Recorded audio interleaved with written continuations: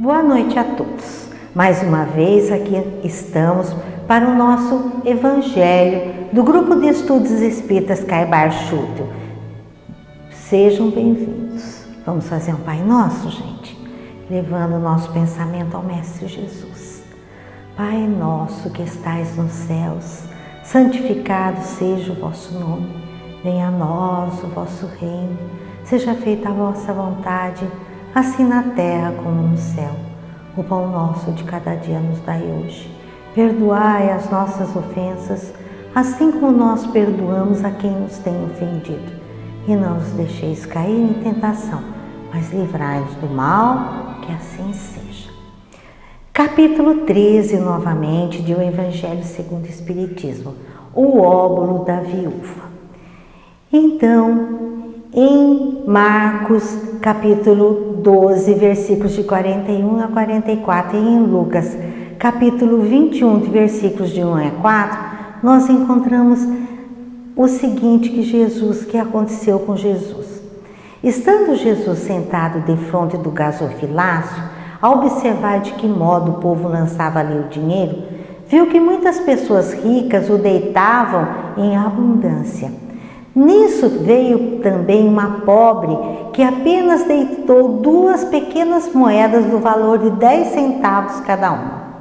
Chamando então seus discípulos, disse-lhes: em verdade vos digo que esta pobre viúva deu muito mais do que todos os que antes puseram suas dádivas no gasofilácio, pois todos os outros deram do que lhes abunda, ao passo que ela deu do que lhe faz falta, deu mesmo tudo o que tinha para o seu sustento.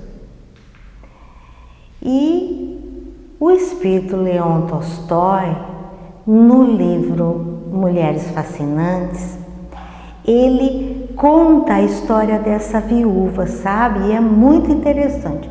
Ele diz que aquela manhã apresentava-se ensolarada e quente, né? E já se anunciava que ia fazer um dia muito ardente, né? E as construções claras refletiam a luz ofuscante e a cidade mal acordava, já estava numa atmosfera abafada e morna. E os crentes se espalhavam pelas ruas, concentrando-se nas cercanias do Templo de Jerusalém, aguardando que suas enormes e preciosas portas se abrissem. Uma caravana de um aspecto bem humilde estacionara em uma das vias que desembocavam na ampla praça onde se erguia o templo, e seus integrantes também ali estavam esperando que o templo abrisse. Naquele dia em especial, uma velha senhora de grisalhos cabelos e trêmulas mãos em vão tentava controlar a ansiedade. Ela não via a hora das portas se abrirem, e ela se fazia acompanhar por uma jovem muito bela, que nem as roupas simples e gastas conseguiam esconder a formosura dessa menina. E ela, gentil e carinhosa, ela confortava a velhinha, falava: calma, vozinha, logo as portas vão se abrir e nós vamos poder entrar. Senta aqui nesse banco de pedra, aguarda com paciência, né? Afinal, a parte mais difícil da viagem já passou e a senhora vai realizar o seu sonho, que é entrar no templo e colocar no gasofilácio a sua moedinha.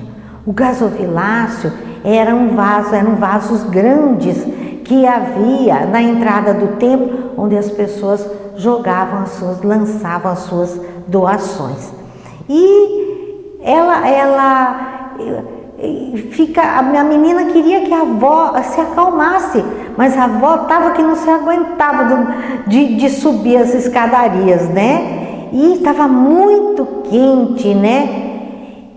E realmente aquela senhora sonhara muito com aquele momento. As mãozinhas dela foram até um bolsinho que ela tinha escondido na roupa, e ela pegou, tinha 2 moedinhas ali dentro que ela tinha economizado com muita dificuldade, porque ela era uma viúva. Naquele tempo não tinha pensão por morte, né? De INSS, como a gente fala. E ela havia criado aquela mocinha que era a neta dela, que a mãe havia morrido e o pai havia abandonado, né? E era muito difícil para uma mulher sozinha criar uma criança. Aí, de repente, foi aquela agitação, né? E alguns dos ajudantes dos sacerdotes abriram os imensos portais, organizando a entrada dos fiéis que se aglomeravam. Aí os mais novos e mais ágeis adiantaram-se, né? E correram na frente. E as duas mulheres ficaram no final, sob o sol do verão, que era um sol causticante. E curiosos estavam acompanhando aquela movimentação.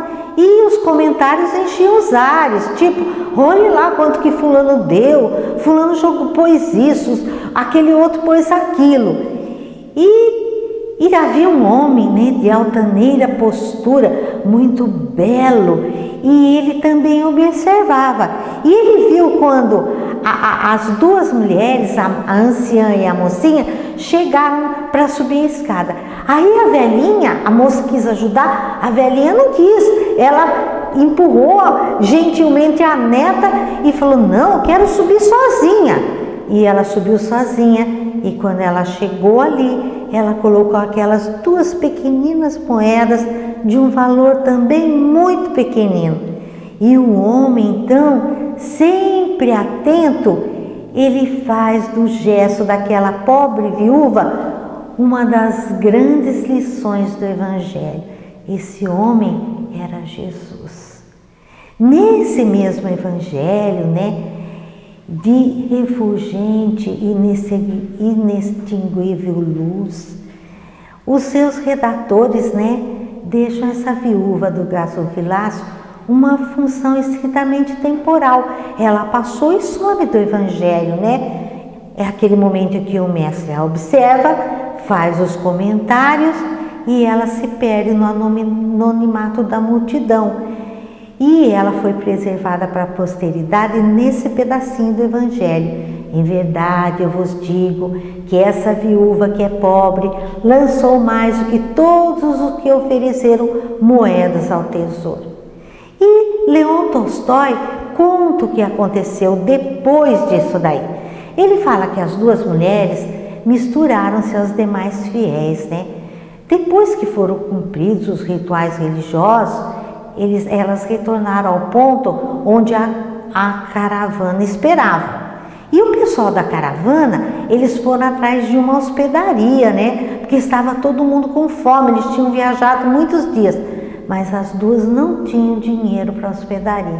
E daí, a velha senhora e a neta acomodaram-se, né, num dos carroções e para passar ali a tarde e a noite. E a menina foi até tinha um poço, né, uma nascente, e ela foi ali, né, e pegou ali naquela água represada, ela pegou um cântaro de água, pegou um pedaço de pão que já estava bem duro e elas repartiram o pão, tomaram aquela água, agradecendo a Deus pela oportunidade de terem chegado até o templo para prestar as homenagens, né? Pela manhã elas iriam retornar e a vidinha delas ia seguir a rotina, mas o destino quis que naquela noite, de límpido céu pontilhado de refulgentes estrelas, o espírito da velha senhora se desprendesse do gasto corpo, empreendendo a viagem de retorno à pátria espiritual. Quando a neta acordou, ela a encontrou morta, com um doce sorriso a lhe iluminar o rosto sereno. Então a gente fica se perguntando, né? O Evangelho segundo o Espiritismo, ele nos explica que muita gente lamenta não poder fazer o bem que desejaria, porque não tem recursos suficientes. E se eles gostariam de ter riquezas para poder dar uma melhor aplicação. Então ele diz que a intenção pode até ser sincera, mas será que é desinteressada em todos? Pode ser que a pessoa esteja pedindo riqueza para primeiro ela se acertar, para depois ela doar o restante, não é verdade? A pessoa, se ela desejasse fazer a caridade, ela deveria procurar no seu trabalho, pelo emprego das suas forças e da sua inteligência, dos seus talentos, os recursos que ela precisa para realizar seus generosos processos. Aqueles cuja intenção está isenta de qualquer ideia pessoal, deve se conformar na impossibilidade de fazer todo o bem que desejariam. Eles podem fazer um pouquinho, lembrando-se da história do óbolo da viúva, não é verdade? Não é preciso fazer muito para você poder fazer uma doação ou para você fazer uma caridade. Depois, gente, não só com dinheiro se pratica caridade. Todo aquele que sinceramente deseja ser útil aos seus irmãos encontra 1000 ocasiões para realizar o seu desejo. Todos podem, no pleno gozo das suas faculdades, prestar um serviço qualquer, consolar, minorar um sofrimento físico ou moral, fazer um esforço útil. Não precisa ter dinheiro para isso. Quando a pessoa não tem o dinheiro, ela tem o trabalho. Ela tem o tempo. Às vezes a pessoa fala assim, eu vejo gente que fala, eu não posso ajudar porque eu não tenho tempo. E aí eu fico me segurando, sabe? Porque para não ser bocuda, eu tenho vontade de perguntar, mas você não tem tempo? O que você faz no seu domingo? O que você faz no seu sábado à tarde? No seu feriado? Você não tem tempo? Então a verdadeira caridade é essa, é aquela que você pega daquilo que você tem, né? E você dá. Agora, eu não tenho tempo, nunca tenho tempo. Eu escutava muito quando eu estava trabalhando para levantar a casa infantil, eu escutava muito pessoas chegarem no banco para mim, e uma delas me disse uma vez, e não foi só ela que disse, outras disseram também, quando eu me aposentar eu vou lá trabalhar, ajudar você.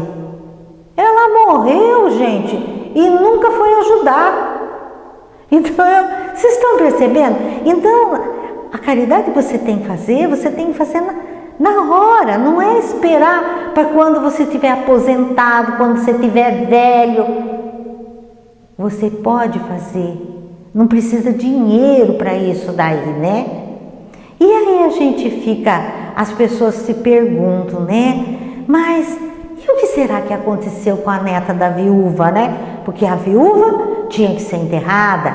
E aí quando as pessoas chegaram na caravana e viram que a velhinha tinha morrido, foi aquela correria para enterrar a velha, né? Para eles poderem voltar. E fizeram o enterro e todo mundo só estava preocupado em voltar. Ninguém se preocupou com a mocinha, não. Ela era muito simplesinha. Então ela enterrou, na volta ninguém veio junto com ela, todo mundo foi na frente apressado, ela ficou um pouco mais atrás, chorando, muito triste. Quando passaram por uma ruazinha, um malfeitor a agarrou e puxou, e ela foi agredida naquela viela. Quando ela acordou de manhã, ela estava machucada, as roupas rasgadas, e aí ela se levanta se arrastando, pedindo a Deus que ajudasse, e fala, eu tenho que ir até onde está a caravana, eu tenho que voltar, quando eu voltar para minha casa tudo isso vai melhorar. Quando ela chegou lá, gente, a caravana tinha ido embora sem ela. Eles foram embora, ela não apareceu, em vez de procurá-la, simplesmente eles foram embora. E ela ficou ali, ela falou, mas agora onde eu vou? Ela falou assim, eu vou ao templo, eu vou contar o que me aconteceu. E foi até o templo, ainda não havia amanhecido de completo, ela sentou na escadaria do templo e ficou esperando. Aí veio um sacerdote lá de dentro e falou, aqui não é lugar de mulher que nem você não, aqui não tem isso não, fora daqui. E ela ainda quis contar e falou, eu não quero saber de nada. Deu uma moedinha, que ela ficou com vontade de não pegar, mas depois pegou porque estava morrendo de fome, comprou um pãozinho, logo que abriu alguém vendendo, alguém com uma cesta vendendo pão, falou, não posso ser orgulhosa. E ele falou, teu lugar, sabe o que você faz? Você sobe aqui essa rua, lá no final você vai achar seu lugar. Ela falou, bom, deve ser um lugar que vai me dar um pouso, né, um albergue. E ela foi, quando ela chegou, era uma casa muito vistosa, né, com muito veludo vermelho e aquela coisa berrante, e tinha uma mulher muito pintada, muito enfeitada, né. Aí a mulher, ela falou, olha, eu estou precisando, né, contou para a mulher o que tinha acontecido, e a mulher escutou a história dela. Aí a mulher falou, mas eu não posso te ajudar não, porque isso aqui é uma casa de prostituição, isso é uma casa de tolerância, e você não me parece que você quer trabalhar aqui. Ela falou, não, mas eu não tenho para onde ir. Aí a mulher pensou, se eu colocá-la na rua, outra pessoa vai agredi-la, então é melhor eu pegar essa moça. E ela perguntou, o que você sabe fazer? Ele falou, sei lavar, passar, cozinhar, cozinho muito bem. Ela falou, então nós vamos fazer um teste. Você fica lá na cozinha e não se mete aqui na sala, quando tiver os visitantes. Você fica lá escondida. Aí a moça, como ela era muito bonita, quando ela passava pela sala para levar comida, todo mundo começou a se interessar pela moça, mesmo mal vestida. Os homens se interessaram por ela, acharam que ela fazia parte da casa. E daí ela ficou muito nervosa e as moças falaram, vamos fazer o seguinte, vamos arrumar um véu comprido preto, a gente põe na sua cabeça, você entra nesse véu e a gente vai falar para todo mundo que você se queimou muito e que você usa o véu para não mostrar, porque você é horrível. E aí todo mundo acalmou e eles perguntavam, mas ela é feia mesmo? Ela é bem feia, mas ela cozinha bem, faz bem o serviço, e a gente tem muito dó dela. E ela ficou ali na casa, né? Aí as moças da casa gostavam muito dela. E ela era muito gentil e dava gorjeta. E ela repartia com todo mundo que precisava. Nunca guardava nada para ela. Ela tinha muito dó, muita pena das pessoas. Daí um dia ela tinha uma moeda, né, de ouro. Ela falou, essa eu vou levar para o templo. E ela vai e leva aquela moeda para fazer a doação no templo. E adivinha quem estava lá de novo na entrada do templo? Jesus. E Rebeca estava com aquele véu preto, mas ele conheceu, a moça chamava Rebeca. Ele conheceu que era ela. E ele faz um comentário, né? Ele fala o seguinte, lírios de extrema alvura e doce perfume emergem dos charcos, querido companheiro. Em vão os ventos e a chuva os balançam e fustigam, neles tentando respingar a fétida lama. Continuam lá, belos e puros, altaneiros, exalando inigualável aroma, alegrando e confortando corações. O pescador não entendeu.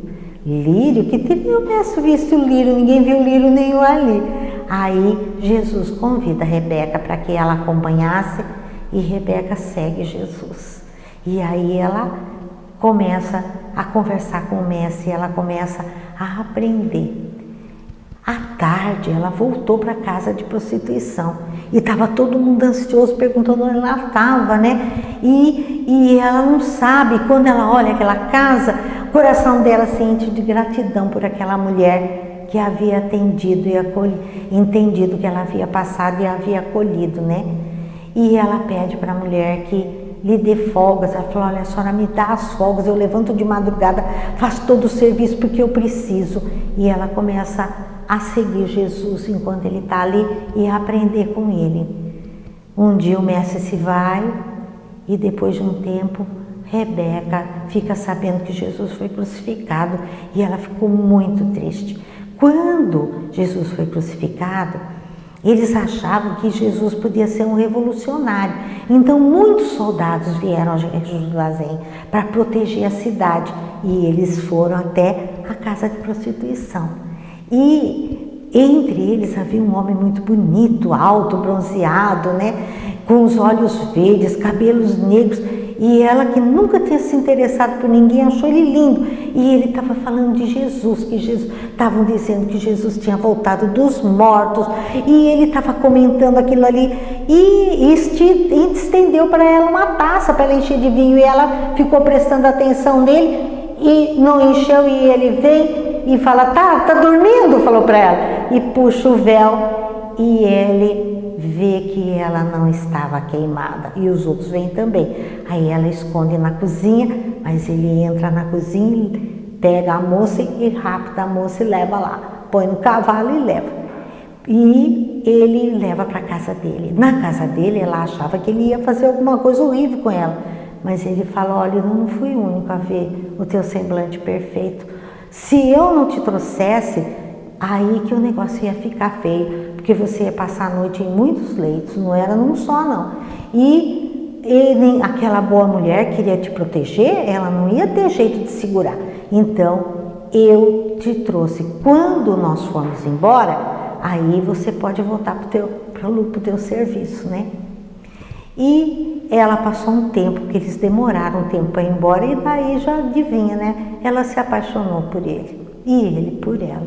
E ele pede Rebeca em casamento. E aí ela é obrigada, ela fala: conto ou não conto? E ela conta o estupro, né? E ela fala sobre Jesus. Do que havia acontecido naquela agressão, ele ficou muito chateado, mas ele perdoou. Ele acabou perdoando. Naquele tempo não se perdoava isso não. Ele falou: não, você não teve culpa. De Jesus, então, ele não quis nem ouvir falar, porque Jesus era considerado um revolucionário, né? Aí ela se casou e uma semana depois eles embarcaram, né, numa galera rumo a Roma, e corria o ano de 34 depois de Cristo. E ela se surpreendeu com a cidade, porque os costumes eram muito devassos, né? E a vida de casada dela, ela se perguntava muito por que ela ia fazer. E o marido falou: olha, se você quiser fazer a caridade, porque ela queria, mas não te envolvas. Lembra-te da nossa posição social, do meu cargo público.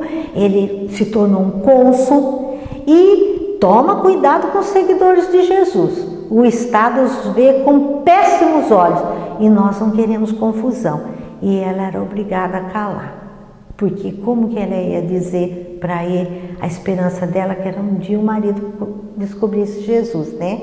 Os anos se passaram, vieram filhos e ela os criou ensinando, né, o que ela tinha aprendido com Jesus, mas ela só não falava o nome de Jesus, né? O nome de Jesus nem entrava na casa. Quando Nero incendiou Roma e os cristãos foram culpados, né? E aí o marido de Rebeca viu que aquilo estava errado e foi falar com Nero. Nero ficou com tanta raiva dele que prendeu ele numa prisão. E daí, dentro da prisão, ele encontra Rebeca, que tinha sido presa também. E ela é sacrificada no circo romano. Ela é atirada às feras, né? E a história fala, Leão fala, que assim que a fera abateu, ela se viu de novo com 17 anos, vestida com uma longa túnica branca e nos negros e longos cabelos uma guirlanda de flores do campo. E ela se sentiu leve e flutuando. E do seu lado estava a vozinha remoçada e feliz. O corpo dela ficou na arena estraçalhado. E nessa prisão, esse senador, esse cônsul romano, conhece Jesus através de Paulo, o apóstolo, né? Paulo ensina para ele quem era Jesus. 6 dias depois, eles soltaram o marido de Rebeca e ele teve que ir no palácio.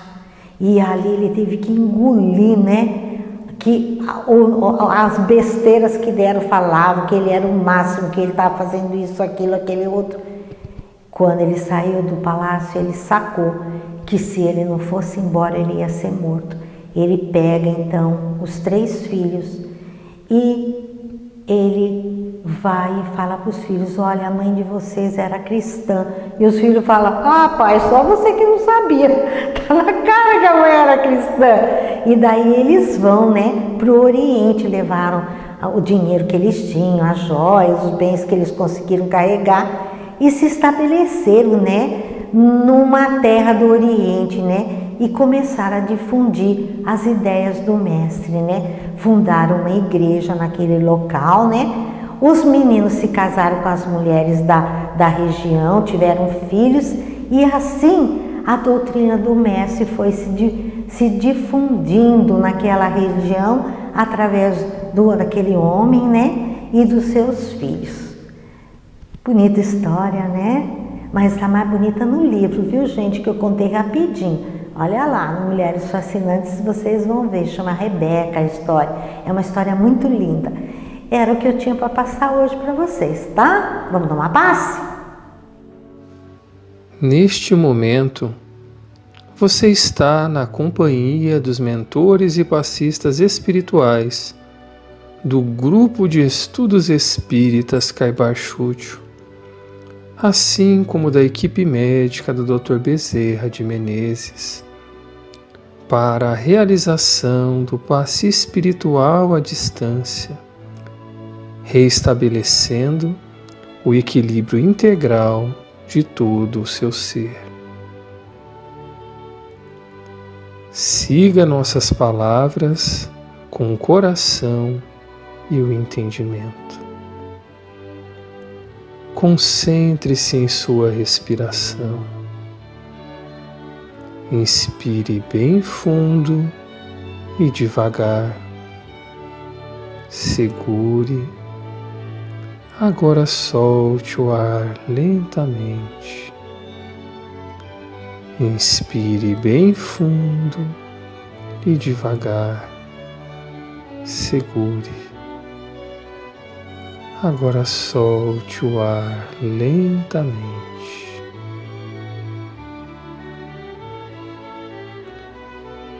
Pense em Jesus, pedindo o auxílio do Mestre.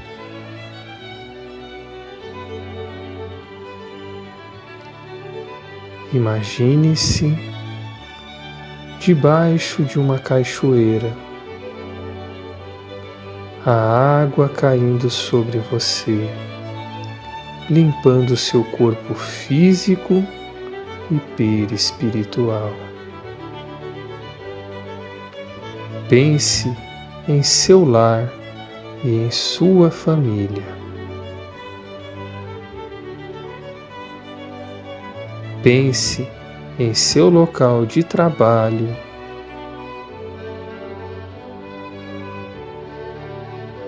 e estudos.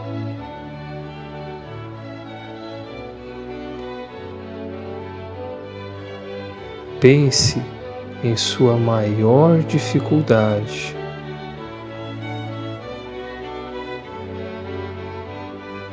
Agora, imagine o sol derramando suas energias, inundando você de saúde, vigor, esperança e paz. Sinta a presença de Jesus diante de você, irradiando intensa luz, e receba sua amorosa bênção.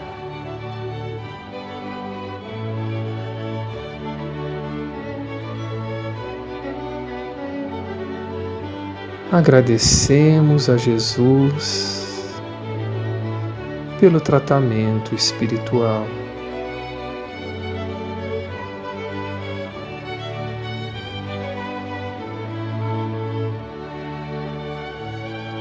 Que o Mestre acompanhe a todos. Bom, todo mundo tomou passe, deve ter tomado a aguinha fluidificada, né? Então, nós vamos nos despedir recomendando que tenham muito cuidado ainda com a pandemia, né, gente? Vamos tomar um cuidado que está chegando no fim, vale a pena a gente se cuidar. Legal? Beijão para todo mundo e abração. Tchau, tchau.